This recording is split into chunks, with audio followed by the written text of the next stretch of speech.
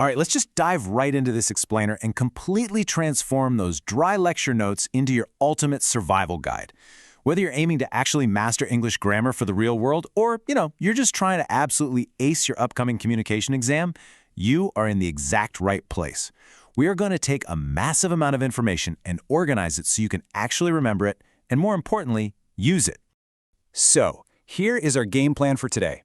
We're hitting 4 key areas: punctuation power-ups, taming tenses and sentences, breaking communication barriers, and finally, acing your final exam. Let's get moving.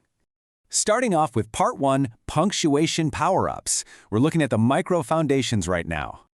Think of the apostrophe as your massive cheat code for 2 very specific things: ownership and contractions. So writing Ollie's laptop with an apostrophe S simply means the laptop belongs to Ollie. Simple enough, right?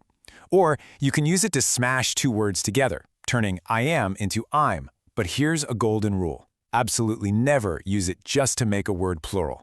Keep it strictly for ownership or omissions. Now check out how parentheses act as a literal power-up. Take a normal sentence. Ollie is coming to the party. That's totally fine. But what if your reader has no idea who Ollie is?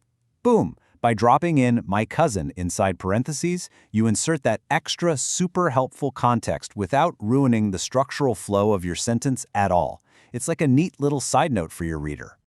Okay, think about the contrast here. Missing punctuation just creates complete chaos. I love cricket. I play every day. It's totally breathless. It crashes 2 complete thoughts together. But see how a simple full stop fixes the problem instantly. I love cricket. I play every day. Order is restored. It's like magic. So, if you ever find yourself stuck with a run-on sentence on a test, don't panic. Just pull out one of these 4 easy, quick fixes. You can use that full stop we just talked about. You can drop in a semicolon, which kind of acts like a soft period. You can use a comma plus a conjunction, like and. Or you can change the game with a subordinating conjunction, like because I love cricket, I play every day. That's 4 distinct tools for your grammar toolkit. Right, before we level up, we really got to talk about determiners, a, an, and the. The absolutely crucial point when choosing between a and n is to listen to the sound of the word, not just look at the first letter. You use a before consonant sounds, like university. Even though U is a vowel, it sounds like a Y, right?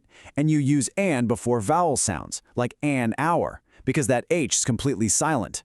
Finally, save the for specific things your listener already knows about, like the Nile River. All right, moving right along to Section 2, taming tenses and sentences. This is our macro framing.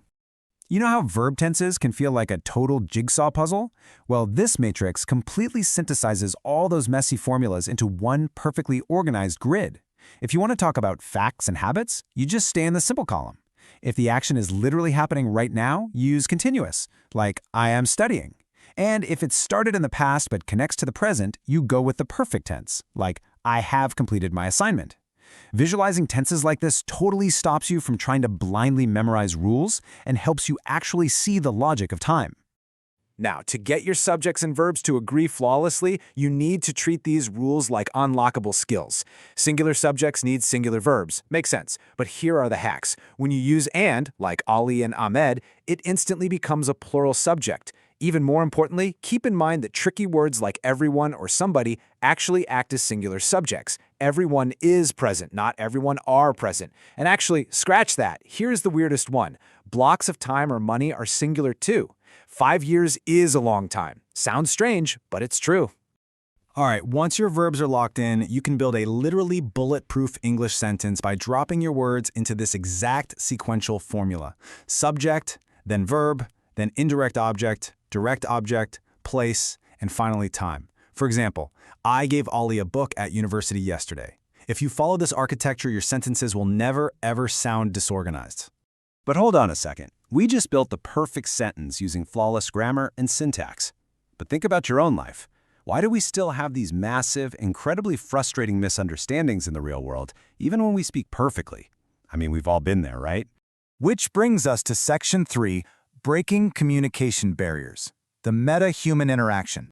Take the word bank, for example. It's the perfect illustration of a semantic barrier.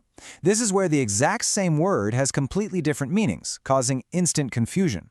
If I say, hey, meet me at the bank, Am I talking about the place where you deposit your cash or the muddy edge of a river? Language itself can be a total trap if we aren't crystal clear with our context.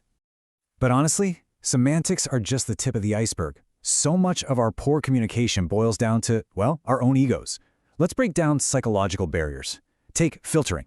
That's like an employee actively hiding bad news before it reaches the manager just to save their own skin. Or defensiveness, when a teacher gives a student genuinely helpful advice, but the student feels their self-image is threatened, so they react angrily instead of just listening. We literally block information just to protect our feelings. And beyond our own egos, we're constantly battling external forces too. You've got physical barriers, like weak internet dropping out on a Zoom call. You've got intercultural barriers, where a totally polite gesture in one country is highly offensive in another.